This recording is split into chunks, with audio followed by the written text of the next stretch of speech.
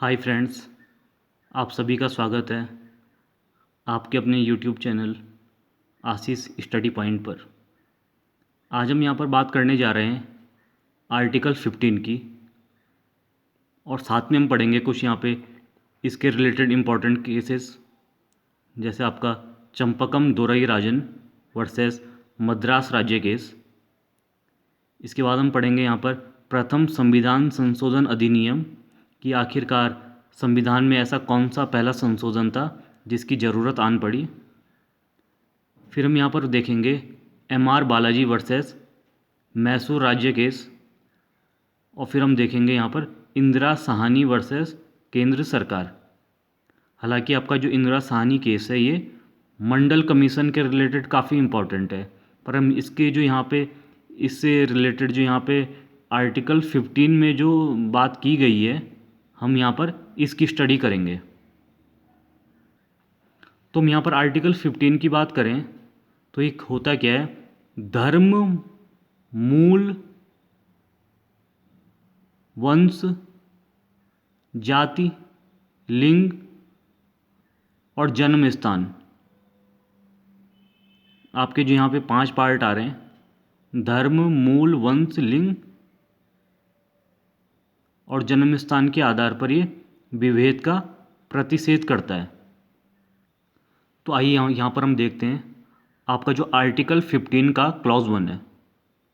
तो ये कहता है क्या है,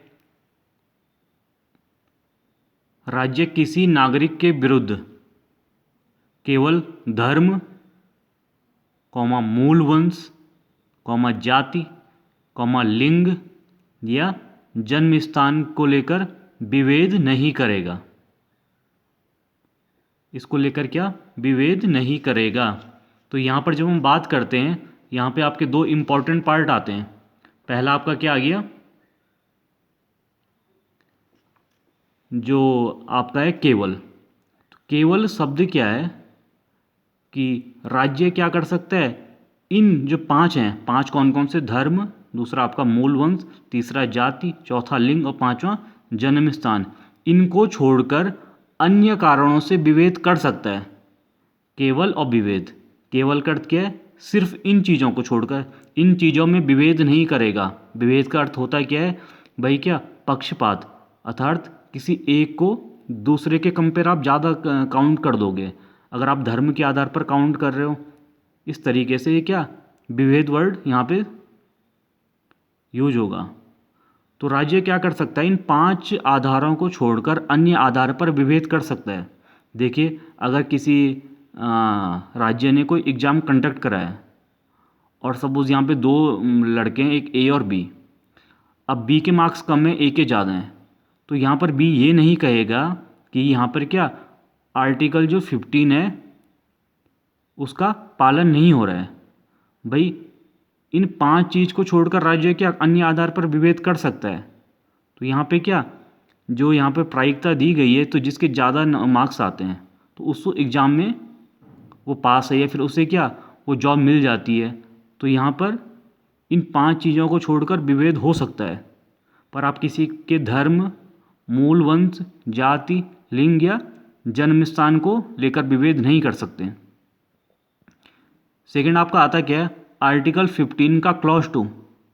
ये देखिए कहता है क्या है, किसी भी भारतीय नागरिक को केवल धर्म, मूल वंश, जाति, लिंग या जन्म स्थान के आधार पर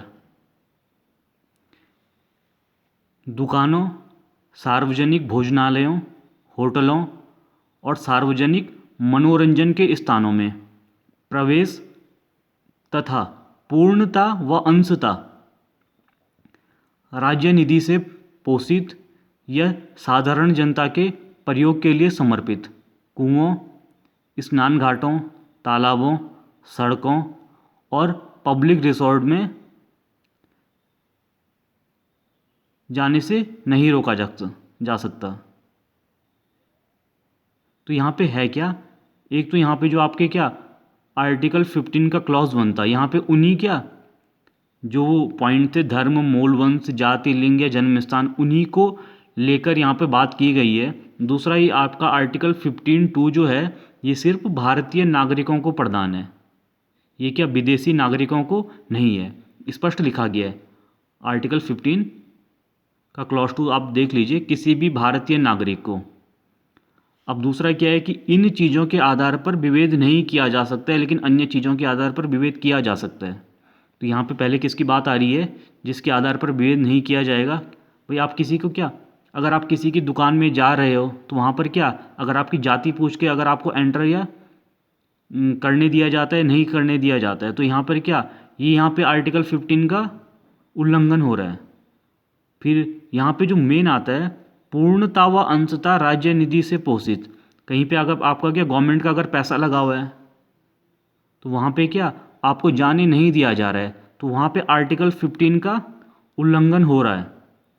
बट अगर किसी का पर्सनल है, सपोज अगर मैं कहूँ कि किसी व्यक्ति ने अपने घर में क्या कुआं बना रखा है, तो वहाँ पे क्या, अगर आप कहते हो मुझे अंदर जाने दो और वो व्यक्ति अगर उससे मना करता है, तो यहाँ पर ये क्या उसके खुद के पैसों से बना हुआ है, तो आप यहाँ पे क्या ये नहीं कह सकते हो कि आर्टिकल 15 का उल्लंघन हो रहा है।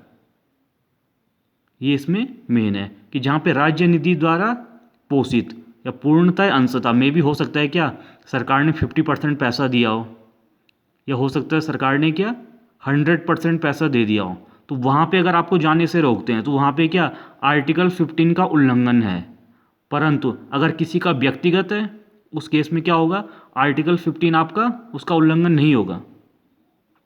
आगे देखिए होता क्या है कि राज्य को इस बात की, जो आपका आर्टिकल 15 का क्लॉज 3 है, ये कहता है क्या है, राज्य को इस बात की अनुमति है कि वह बच्चों व महिलाओं के लिए विशेष व्यवस्था करे। और इसके उदाहरण क्या है कि महिलाओं हेतु आरक्षण और बच्चों के लिए क्या मुफ्त जो शिक्षा है वो इसी आर्टिकल के अंदर की गई है। नेक्स्ट आपका आता है आर्टिकल 15 का क्लॉज 4। ये कहता है क्या है, राज्य को इसकी अनुमति है कि वह सामाजिक और शैक्षणिक रूप से पिछड़े वर्गों या अनुसूचित जाति एवं जनजाति के विकास के लिए कोई विशेष उपबंध करे। तो यहाँ पे किसकी बात आ रही है, socially and educationally backward classes and SC and ST। अगर इनके लिए क्या गवर्नमेंट कुछ एक्स्ट्रा बनाती है, कुछ अगर अलग से नियम बनाती है इनको ऊपर उठाने के लिए, तो आप यहाँ पर ये नहीं कह सकते क्या कि ये आर्टिकल 15 का उल्लंघन हो रहा है। ठीक है,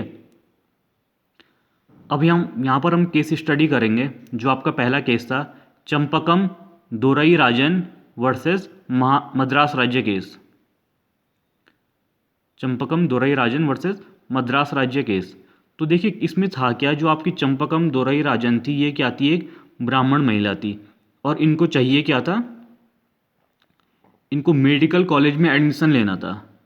लेकिन यहाँ पे था क्या कि ये 1952 की बात थी, 51 या 52 की बात थी। अब वहाँ पे क्या मद्रास राज्य ने 1927 में एक जाति के आधार पर आरक्षण का फॉर्मूला तय किया था, जो इससे क्या 1927 में से इस्टेब्लिश किया था।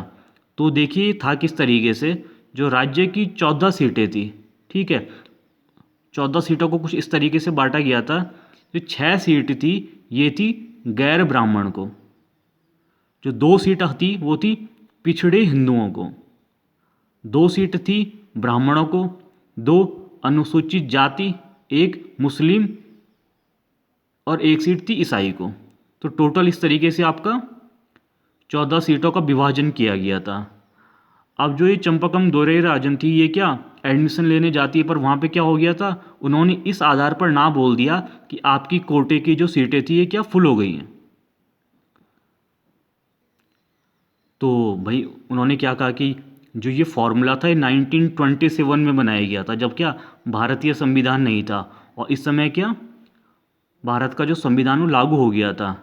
तो ये कहती कि आपने जो आपका जो हमने पहली वीडियो बनाई थी मूल अधिकार की, इसमें क्या कहा था कि आर्टिकल 32 जो क्या करता है, सर्वोच्च न्यायालय को मौलिक अधिकारों के हनन होने पर क्या कार्रवाई करने की अनुमति, और आपका जो आर्टिकल 226 है ये क्या हाई कोर्ट को, उच्च न्यायालय को, ये क्या करता है मौलिक अधिकारों के हनन होने पर कार्रवाई करने की अनुमति देता है। आर्टिकल 32 आपका उच्चतम न्यायालय सुप्रीम कोर्ट, और आर्टिकल 226 आपका उच्च न्यायालय को। तो ये जाते हैं मद्रास राज्य में, जो मद्रास का हाई कोर्ट था। अभी यहाँ पर क्या करते हैं इसे आर्टिकल 226 के, क्योंकि ये क्या हाई कोर्ट में जा रही हैं, तो आर्टिकल 226 के उसमें इस पर चैलेंज कर देती हैं कि क्या यहाँ पर मूल अधिकारों का हनन हो रहा है, और इस आरक्षण को क्या चुनौती दे देते हैं। देखिए मद्रास जो उच्च न्यायालय है ये क्या करता है, जो चंपकम के तर्क थे इसे क्या सही मानता है कि यहाँ पे क्या मूल अधिकारों का हनन हो रहा है। और मद्रास राज्य का जो 1927 का जो आरक्षण का फॉर्मूला था, जो इन्होंने क्या किया था, 14 सीटों का विभाजन किया था ना, रेशियो एक बनाया था, इसे निरस्त कर देता है।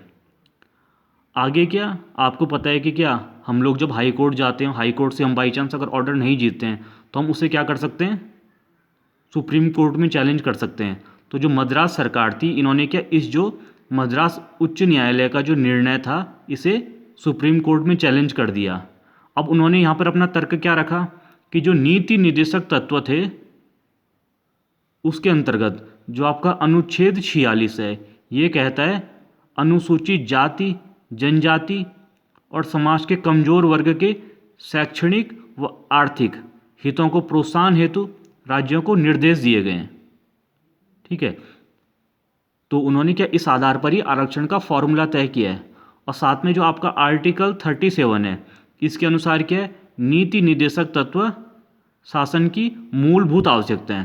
तो यहाँ पर आप देखिए जो चंपकम दोरई राजन थी ये किस बेस पे गई कि मूल अधिकारों का हनन हो रहा है, और यहाँ पे क्या है जो मद्रास सरकार थी उसने क्या बोला कि नीति निर्देशक तत्वों के आधार पर ये आरक्षण दिया गया है। तो बात अब यहाँ पे किसकी आ गई, एक तरफ आपके मूल अधिकार हैं और दूसरी तरफ आपके नीति निर्देशक तत्व। तो जो सुप्रीम कोर्ट थी उन्होंने क्या किया, जो उच्च न्यायालय का जो फैसला था इसे बरकरार रखा। इट मीन्स जो आरक्षण था उसे क्या निरस्त कर दिया, और साथ में क्या कर दिया, राज्य को जाति के आधार पर एडमिशन से मना करने से, अगर राज्य मना करता है तो क्या ये गलत है। अब जब हम बात जो कर रहे थे नीति निर्देशक तत्व और मौलिक अधिकार की, तो यहाँ पर सुप्रीम कोर्ट ने क्या कहा, काफ़ी इंपॉर्टेंट है, जो नीति निर्देशक तत्व हैं ये मौलिक अधिकारों के विरुद्ध नहीं जाएगा। इट मीन्स कहीं पे अगर आपका मौलिक अधिकार और नीति निर्देशक तत्व आपस में टकराते हैं तो जो प्राथमिकता दी जाएगी ये दी जाएगी मौलिक अधिकारों को, ये कोर्ट ने माना। भाई इसके बाद अब जो बात आ गई किसके पास आ गई, संसद के पास।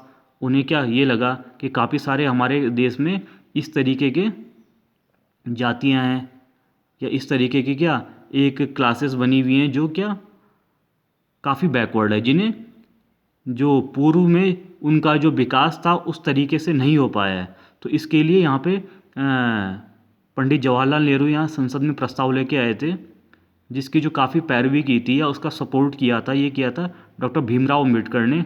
और इसके बाद आपका आता है प्रथम संविधान संशोधन अधिनियम 1951। तो ये कहता है क्या है, राज्य सामाजिक या शैक्षणिक रूप से पिछड़े वर्गों के नागरिकों या अनुसूचित जाति एससी व जनजाति एसटी के लिए विशेष प्रावधान करेगा। तो यहाँ पर प्रथम संविधान संशोधन अधिनियम इस तरीके से आया, ये आपका 1951 में आया। तो राज्य को यहाँ पर क्या अधिकार प्रदान किए गए, तो वो क्या socially and educationally backward classes के लिए और साथ में एससी एसटी के लिए क्या विशेष कुछ प्रावधान बना सके। तो नेक्स्ट यहाँ पे जो केस आता है ये आपका एमआर बालाजी वर्सेस मैसूर राज्य केस। तो जब आपका प्रथम संविधान संशोधन अधिनियम आ गया तो यहाँ पे जो मैसूर का स्टेट था उसने क्या कर दिया, 28% जो रिजर्वेशन दे दिया किसे, बैकवर्ड क्लासेस को। 22% इन्होंने दे दिया मोर बैकवर्ड क्लासेस को, 15% दे दिया एससी को, 3% दे दिया एसटी को। तो टोटल यहाँ पे इन्होंने जो रिजर्वेशन कर दिया ये कितना कर दिया, 68% का रिजर्वेशन इन्होंने यहाँ पर रख दिया। तो यहाँ पर हम बात कर रहे थे एमआर बालाजी, इन्होंने क्या कर दिया, जो मैसूर स्टेट का जो रिजर्वेशन का ऑर्डर था इसके अगेंस्ट आर्टिकल 32 के तहत, जब 32 की बात आ गई तो यहाँ पे किसकी आएगी, सुप्रीम कोर्ट में चले गए। अब सुप्रीम कोर्ट ने क्या कर दिया, इस ऑर्डर को जो है निरस्त कर दिया। अब सुप्रीम कोर्ट ने यहाँ पे जो इसमें डिसीजन दिया है, क्या दिया, पहला जो होगा आपका सोशल प्लस एजुकेशनल, दोनों क्या एक साथ कंसीडर होंगे। ये नहीं कि आप क्या कुछ को सोशल लेके या फिर सिर्फ एजुकेशनल लेके क्या ये बैकवर्ड क्लासेस बना दो। सेकंड क्या होगा, जो बैकवर्ड एंड मोर बैकवर्ड, ये जो वर्ड है, जो अलग अलग रिजर्वेशन जो दिए गए हैं, ये क्या वैलिड नहीं है। साथ में जो कई बार आपका एग्जाम में भी आता है कि सबसे पहली बार 50% आरक्षण की सीमा किस केस में तय की गई, तो ये आपका MR बालाजी आएगा। इस केस में पहली बार क्या कर दिया, जो 50% रिजर्वेशन की सीलिंग है ये कर दी कि क्या मैक्सिमम जो आपका रिजर्वेशन ये कितना होगा, 50% होगा। और आपका जो चौथा पार्ट है, इन्होंने क्या जो इसमें अपना डिसीजन दिया कि बैकवर्ड क्लासेस को सिर्फ कास्ट से नहीं देखेंगे, ठीक है, कि सिर्फ आपने कास्ट देख के से क्या बैकवर्ड घोषित कर दिया। नाउ यहाँ पे बात आती है, अगला जो आपका केस आएगा इंदिरा साहनी केस। हालांकि हम इसकी स्टडी अभी मंडल जो कमीशन आएगा उसमें करेंगे। Indira Sahni case versus union of India.